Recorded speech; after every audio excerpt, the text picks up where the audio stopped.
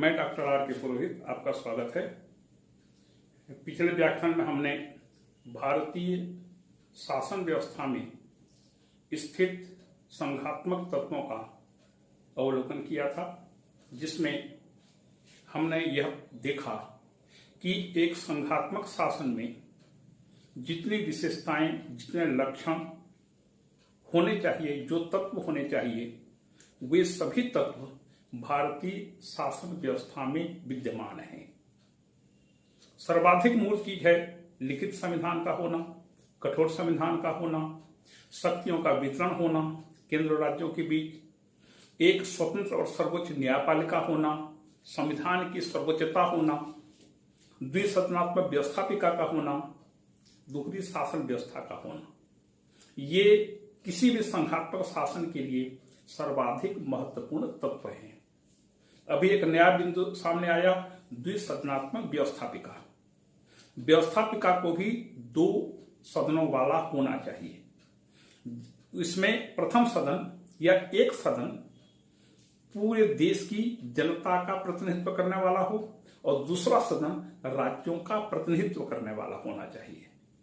तो राज्यों का भी केंद्र में प्रतिनिधित्व होना चाहिए संसद में।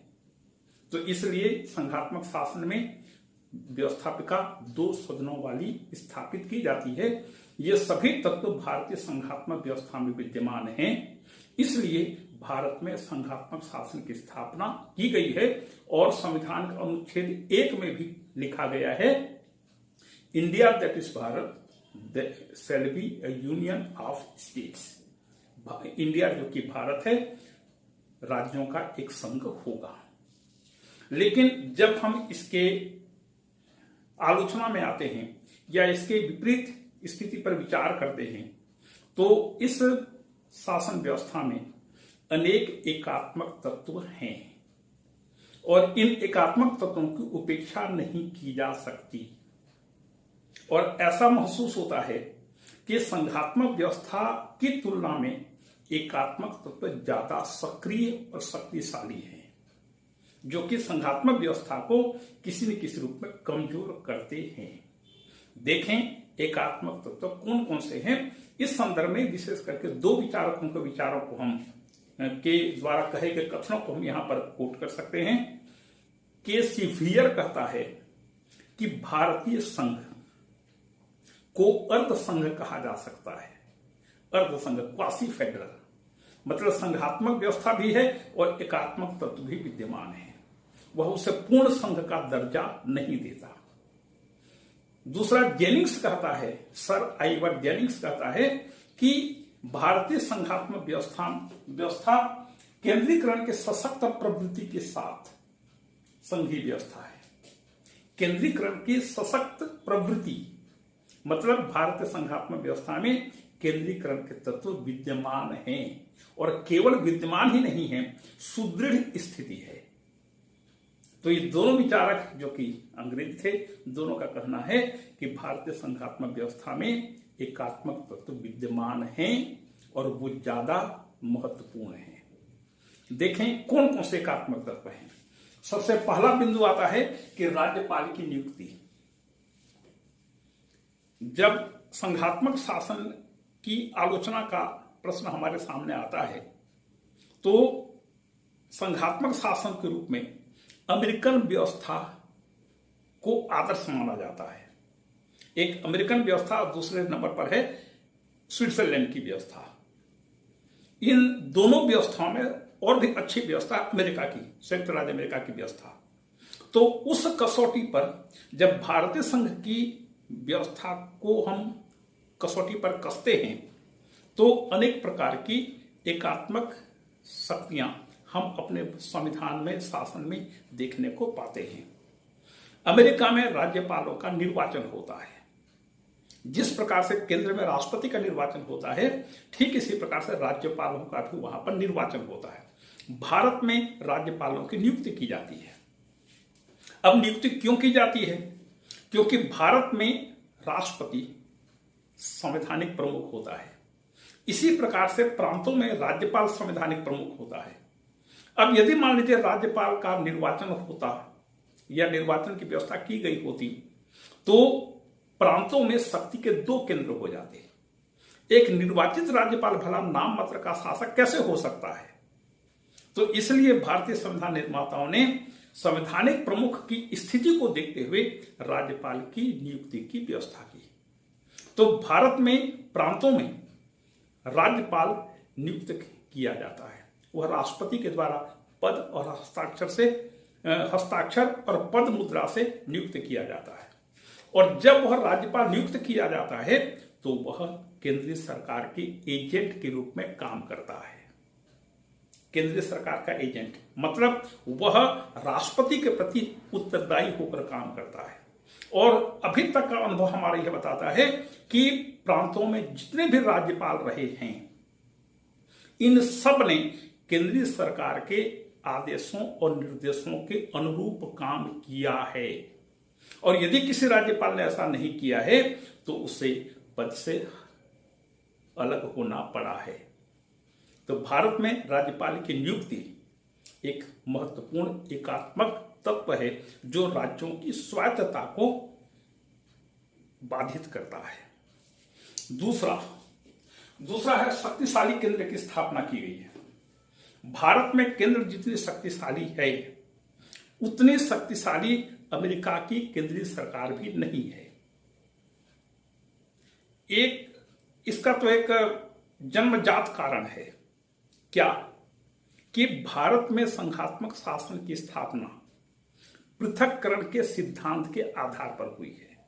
मतलब पहले एकात्मक शासन था, क्योंकि भारत में विविधताएं हैं, इसलिए संविधान निर्माताओं ने एक संघात्मक शासन के बारे में योजना बनाया और पूरे देश को भाषा के आधार पर अलग अलग प्रांतों में बांटा गया। अब स्वाभाविक है जब एक के पास पूरी शक्तियां हैं और उसे कहा जाए कि आप शक्तियां राज्यों को दीजिए, तो वह कोशिश करेगा ज्यादा से ज्यादा शक्तियां अपने पास रखने की और कम से कम शक्तियां राज्यों को देने की कोशिश करेगा। इसी प्रकार से भारत में केंद्र सरकार ने प्रांतों का निर्माण किया, इसलिए इन प्रांतों को उसने थोड़ी सी शक्तियां दी, बाकी ज्यादा से ज्यादा शक्तियां उसने अपने पास रखा। तो शक्तिशाली केंद्र है। इस शक्तिशाली केंद्र की व्यवस्था जो की गई है, इसमें और भी कई चीजें हैं। कौन कौन से? सबसे पहले केंद्र सूची में अधिक विषय हैं। संघ सूची कहें या केंद्र सूची कहें, एक ही है। तो संघ सूची में राज्य सूची अथवा समवर्ती सूची की तुलना में अधिक विषय हैं। संघ सूची में 97 विषय हैं, राज्य सूची में 62 विषय हैं, समवर्ती सूची में 52 विषय हैं। तो देखिए शक्तिशाली केंद्र इसलिए भी बन जाता है भारत में केंद्र सरकार, क्योंकि संघ सूची में 97 विषय रखे गए हैं। और इसी संदर्भ में यह भी कहा जा सकता है कि समवर्ती सूची के जो 52 विषय हैं, इन पर जो भी कानून बनेगा, राज्य सरकारें भी बना सकती हैं, केंद्र सरकार भी कानून बना सकती है। तो इसमें जो भी कानून बनेगा केंद्र सरकार का कानून मान्य होगा और राज्य सरकार के द्वारा बनाया गया कानून विरोध की सीमा तक निरस्त माना जाएगा। तो संघ सूची पर अधिकार हो गया और समवर्ती सूची पर अधिकार हो गया।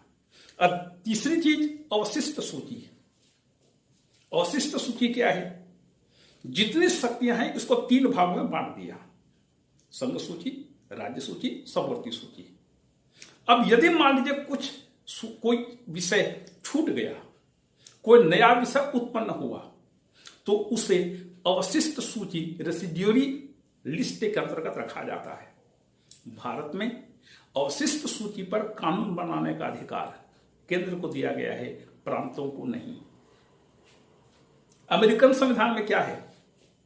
अमेरिकन संविधान में 18 विषय नोट कर दिए गए हैं और कहा गया है इन 18 विषयों पर केंद्र सरकार कानून बनाएगी और बाकी के बारे में एक लाइन लिख दिया गया है, बाकी सभी शक्तियां राज्य सरकारों के पास होंगे। तो अमेरिका में अवशिष्ट सूची पर कानून बनाने का अधिकार राज्य सरकारों को है, भारत में यह अधिकार केंद्र सरकार को दिया गया है।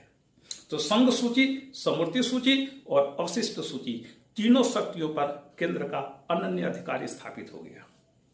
और आगे देखिए, फिर है, और यदि मान लीजिए राज्यसभा अपने 2/3 बहुमत से, अनुच्छेद 249 के अनुसार, यदि राज्यसभा अपने 2/3 बहुमत से राज्य सूची के किसी विषय को राष्ट्रीय महत्व का घोषित कर देती है, तो संसद को उस विषय पर 1 वर्ष की अवधि के लिए कानून बनाने का अधिकार मिल जाता है। राज्य सूची के विषय पर केंद्र का अधिकार। इसी प्रकार से अनुच्छेद 252 में प्रावधान किया गया है कि यदि 2 से अधिक सरकारें राज्य सूची के किसी विषय पर कानून बनाने की प्रार्थना केंद्र सरकार से करें, यदि 2 या अधिक राज्य सूची के किसी विषय पर कानून बनाने की प्रार्थना संसद से करें, तो संसद राज्य सूची के उस विषय पर कानून बना सकती है। यह भी राज्य सूची पर अधिकार हो गया। और आगे अनुच्छेद 253 के अंतर्गत केंद्र सरकार दूसरे देशों से संधियां समझौते करती है। इन संधियों और समझौतों को लागू करने के लिए यदि राज्य सूची के किसी विषय पर कानून बनाने की आवश्यकता पड़े, तो वह राज्य सूची के विषय पर भी कानून बना सकती है। राज्य सरकारें कुछ नहीं बोल सकती। अनुच्छेद 253 के अंतर्गत यह प्रावधान किया गया है। और आगे आपातकाल, अनुच्छेद 352। आपातकाल में भारतीय संघीय व्यवस्था का स्वरूप एकात्मक हो जाता है। केंद्र सरकार किसी भी राज्य सरकार को कोई भी आदेश दे सकती है और उस आदेश का पालन करने के लिए राज्य सरकारें बाध्य हैं। और आगे देखिएगा, अनुच्छेद 356 संवैधानिक संकट। जब किसी प्रांत में सरकार संवैधानिक प्रावधानों के अनुरूप न चल पा रहा हो, तो राज्यपाल की सूचना पर अथवा राष्ट्रपति को प्राप्त सूचना के आधार पर उस प्रांत में संवैधानिक संकट, या जिसे राष्ट्रपति शासन बोलते हैं, की घोषणा की जा सकती है। और जिस प्रांत में संवैधानिक संकट की घोषणा हुई, उस राज्य के बारे में समस्त प्रकार के कानून बनाने का अधिकार संसद को मिल जाता है। ये भी है, संसद न केवल उस राज्य के लिए कानून बना सकती है, अपितु बजट भी पास करती है उस राज्य के लिए जहां पर संवैधानिक संकट चल रहा है। और आगे है, राज्यपाल द्वारा विधेयक राष्ट्रपति को संदर्भित करना। जब कोई विधेयक विधानसभा से पारित हो जाता है, कोई भी विधेयक हो, तो राज्यपाल के पास हस्ताक्षर के लिए भेजा जाता है। राज्यपाल के पास कुल कुछ विकल्प हैं। यदि राज्यपाल ने उस पर हस्ताक्षर कर दिया, विधेयक कानून बन जाएगा। नंबर 2, राज्यपाल यदि उस पर आपत्तियां उठाते हुए वापस विधानसभा को भेज देता है, तो उसे वीटो कहते हैं। राज्यपाल यदि आपत्ति उठाता है किसी बिंदु पर, तो वह विधानसभा में आपत्ति भेजता है। विधानसभा उस पर विचार करके यदि पास कर देती है, तो राज्यपाल को उस पर हस्ताक्षर करना पड़ता है। और यदि राज्यपाल चाहे तो उसे अपने पास दबा कर रख सकता है। उससे आप बोल नहीं सकते कि आप सिग्नेचर करिए या वापस करिए। अथवा वह किसी विधेयक को राष्ट्रपति को संदर्भित कर सकता है। छत्तीसगढ़ विधानसभा ने एक विधेयक पास किया 78% आरक्षण देने के संदर्भ में। राज्यपाल के पास पड़ा हुआ है, और राज्यपाल उस पर सिग्नेचर नहीं कर रहे हैं। क्यों? क्योंकि सर्वोच्च न्यायालय निर्णय दे चुका है कि आरक्षण की सीमा 50% से अधिक नहीं हो सकती। राज्यपाल उस विधेयक को अपने पास रखे हैं और वो सिग्नेचर नहीं करेंगे, इसकी पूरी संभावना है, क्योंकि राज्यपाल का काम विधानसभा की इच्छा के अनुसार काम करना नहीं है। उसे राष्ट्रीय संदर्भ में भी सर्वोच्च न्यायालय को देखना पड़ेगा कि सर्वोच्च न्यायालय का गाइडलाइन क्या है, सर्वोच्च न्यायालय का निर्णय क्या है। राज्य सरकारें या उसके मंत्री मुख्यमंत्री कुछ भी कहें, राज्यपाल को सर्वोच्च न्यायालय के निर्णय को मानना होगा। मुख्यमंत्री या मंत्रिमंडल की बातों से या विधानसभा से वह सहमत होना उसके लिए आवश्यक नहीं है। तो यदि मान लीजिए राज्यपाल ने कोई विधेयक जिसे विधानमंडल ने पास कर दिया है राष्ट्रपति के पास भेज दिया, तो राष्ट्रपति का उस पर अंतिम अधिकार होता है कि राष्ट्रपति चाहे तो उस विधेयक को निरस्त कर सकता है या उस पर अपना हस्ताक्षर कर सकता है। तो ये देखिए कि राज्य सरकारों की शक्तियों पर किस प्रकार से अनेक प्रकार के नियंत्रण लगाए गए हैं और केंद्र सरकार की सर्वोच्चता को स्थापित किया गया है। तो भारत में शक्तिशाली केंद्र की स्थापना की गई है। फिर है राज्यों की सीमा में परिवर्तन। संविधान का अनुच्छेद 3 कहता है कि केंद्र सरकार किसी भी राज्य की सीमा में परिवर्तन कर सकती है, कटौती कर सकती है, एक राज्य को 2 या अधिक भागों में बांट सकती है, किसी राज्य की सीमा का कोई क्षेत्र किसी दूसरे राज्य में मिला सकती है। मतलब राज्यों की सीमा में परिवर्तन करने का अनन्य अधिकार केंद्र सरकार को दिया गया है। ठीक है, राष्ट्रपति ऐसे किसी भी विषय पर विचार करने के पहले उस राज्य की विधानसभा से सम्मति जानने का प्रयास करते हैं, राय जानने का प्रयास करते हैं। लेकिन मान लीजिए राज्य विधानमंडल ने उसको अस्वीकार कर दिया, तो भी राष्ट्रपति चाहे तो उस विधेयक को संसद में से पास करवा सकते हैं। राज्य सरकार की असहमति इसमें कोई काम नहीं आएगी। तो राज्यों की सीमा में परिवर्तन करने का अधिकार केंद्र को है। अमेरिका में केंद्र सरकार, संघीय सरकार किसी भी राज्य की सीमा को परिवर्तित नहीं कर सकती। और राज्यों की केंद्र पर वित्तीय निर्भरता, यह महत्वपूर्ण तथ्य है। राज्य सरकारें जो भी खर्च करती हैं उसका लगभग 65% भाग केंद्र से अनुदान के रूप में प्राप्त करती हैं और 35% अपने राज्य से प्राप्त करती हैं। तो जो सरकारें अपने कुल व्यय का 65% केंद्र से अनुदान के रूप में प्राप्त करेंगी, सोचिए कि राज्य सरकारें किस सीमा तक केंद्र पर निर्भर हो जाती हैं।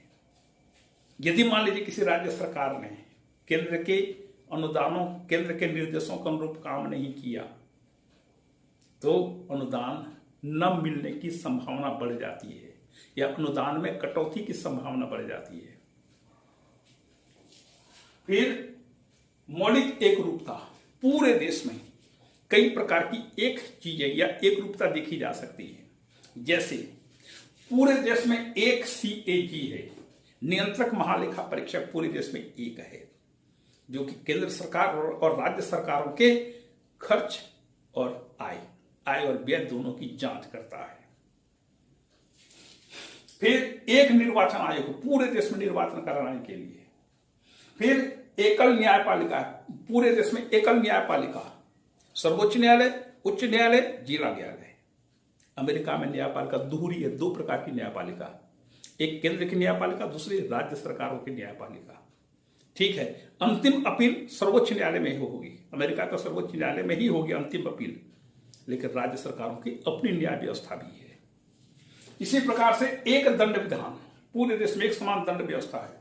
फिर एक नीति आयोग है, पहले योजना आयोग था, अब नीति आयोग है, पूरे देश के लिए नीतियों का निर्माण करता है। और अखिल भारतीय सेवाएं, विशेष करके 2 अखिल भारतीय सेवाएं, IAS, IPS, ये अखिल भारतीय सेवाओं के अंतर्गत संघ लोक सेवा आयोग के द्वारा चयनित किए जाते हैं, भर्ती किए जाते हैं। और केंद्र सरकार राज्य सरकारों को इन अधिकारियों को लोन के रूप में दिए जाते हैं। राज्य सरकारें जितने अधिकारियों की मांग करेंगी उसके अनुरूप केंद्र सरकार इन राज्यों को IAS और IPS अधिकारी देती है केंद्र सरकार। तो ये जो IAS IPS अधिकारी होते हैं केंद्र सरकार के द्वारा नियुक्त किए जाते हैं। ये इस प्रकार से अनेक बातों में मौलिक एकरूपता देखी जा सकती है। फिर है राज्यसभा में असमान प्रतिनिधित्व। अमेरिका में द्वितीय सदन में, सीनेट में प्रत्येक राज्य को समान प्रतिनिधित्व दिया गया है। यही स्थिति स्विट्जरलैंड में भी है, ऑस्ट्रेलिया में भी है। अमेरिका के सीनेट में प्रत्येक राज्य चाहे जितना बड़ा हो चाहे जितना छोटा हो 2 प्रतिनिधि सीनेट में निर्वाचित करके भेजता है। स्विट्जरलैंड में प्रत्येक कैंटन से 2 प्रतिनिधियों को निर्वाचित करने की व्यवस्था की गई है। तो अमेरिका में 50 दूनी 100 सदस्य, स्विट्जरलैंड में 22 दूनी 44 सदस्य। ऑस्ट्रेलिया में पूरा ऑस्ट्रेलिया 6 भागों में बटा हुआ है और प्रत्येक राज्य से 10-10 सदस्यों को निर्वाचित किया जाता है 10 के साथ। तो स्विट्जरलैंड, ऑस्ट्रेलिया और अमेरिका तीनों जगह द्वितीय सदन में समान प्रतिनिधित्व है। भारत में राज्यसभा का प्रतिनिधित्व जनसंख्या के आधार पर तय होता है। जनसंख्या के आधार पर राज्यसभा में राज्यों की सीट तय की जाती है। बड़ा राज्य से अधिक सदस्य निर्वाचित होते हैं, छोटे राज्यों से कम सदस्य निर्वाचित होते हैं। जबकि केंद्र की नजर में प्रत्येक राज्य हर दृष्टि से समान होना चाहिए। तो राज्यसभा में असमान प्रतिनिधित्व भी एकात्मक तत्व को पुष्ट करता है। और अंतिम है, राज्यों के पारस्परिक विवादों का समाधान करने के लिए केंद्र सरकार मतलब राष्ट्रपति अंतर राज्य परिषद की स्थापना करते हैं। न्यायपालिका में भी जा सकते हैं और छोटा मोटा यदि विवाद हो तो अंतर्राज्यीय परिषद में उस विषय को रखा जाता है। यदि कानूनी विवाद हो तो सर्वोच्च न्यायालय है, अन्य किसी प्रकार का विवाद हो तो वहां पर अंतर्राज्यीय परिषद उस पर विचार करता है। तो इस प्रकार से देखा जा सकता है कि भारतीय शासन व्यवस्था में किसी भी अन्य संघात्मक देशों के तुलना में अधिक शक्तिशाली एकात्मक तत्व हैं। ये एकात्मक तत्व संघीय व्यवस्था को कमजोर करते हैं। निष्कर्ष रूप में यह कहा जा सकता है कि हमें जेनिंग्स के कथन से सहमत होना पड़ता है कि भारतीय संघात्मक व्यवस्था में सुदृढ़ एकात्मकता या केंद्रीकरण की प्रवृत्ति देखी जा सकती है। लेकिन जब भारतीय संविधान निर्माताओं ने संविधान का निर्माण किया तो उनके सामने कोई एक आदर्श की स्थापना करना लक्ष्य नहीं था। उनका उद्देश्य था एक ऐसे संविधान का निर्माण करना जो भारत को एकीकृत और अखंड बनाए रख सके। और भारत में उस समय विघटनकारी तत्व बहुत सक्रिय थे। भारत का विभाजन हो चुका था लेकिन फिर भी ये विघटनकारी तत्व ज्यादा सक्रिय थे। दूसरी चीज, राज्य सरकारों में या आम जनता में इतनी अधिक जागरूकता नहीं थी कि वे अपने दायित्वों को अच्छी तरह से समझ करके उसको पूरा कर सके। भारत विशाल राष्ट्र है। यदि केंद्र सरकार शक्तिशाली नहीं होगी तो राज्य के टूटने का डर बढ़ जाएगा। इसलिए भारतीय संविधान निर्माताओं ने जो ये शक्तिशाली केंद्र को स्थापित किया, राज्य सरकारों की शक्तियों को कम किया, यह एक उनका व्यावहारिक कदम था। आज आप देख लीजिए राज्य सरकारें किस प्रकार की मनमानी करती हैं, अपने मन चाहे निर्णय और इतना अनाप शनाप खर्च करती हैं जिसकी कोई सीमा नहीं हो सकती। ये फ्री बीज देने की जो बात है, बिजली फ्री, परिवहन फ्री, अनेक प्रकार के पानी फ्री, तमाम चीजें जो फ्री में जो देने की बात करती है राज्य सरकारें, केवल वोट पाने के लिए। उत्तर प्रदेश में एक बसपा की सरकार आई थी जिसने करोड़ों अरबों रुपए खर्चा करके बड़े बड़े हाथियों का निर्माण किया। क्यों? पैसा किसका है? क्या ऐसे कार्यों पर केंद्र का नियंत्रण नहीं होना चाहिए? फ्री बीज देने की, जैसे पंजाब में फ्री इलेक्ट्रिसिटी देने की घोषणा हुई और सरकार और आपकी सरकार बन गई। प्रश्न यह है कि बिजली यदि आप फ्री दे रहे हैं तो उसकी भरपाई कैसे होगी? आप कहां से उसको भरपाई करेंगे?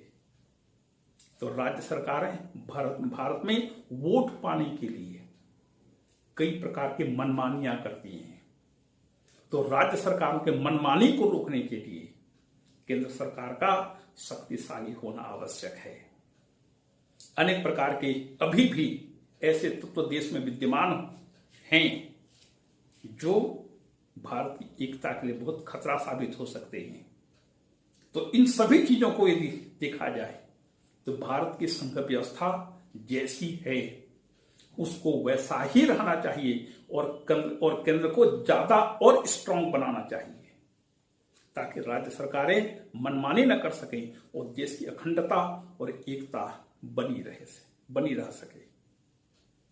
तो ये है भारतीय संघात्मक व्यवस्था और उसमें विद्यमान एकात्मक तत्व।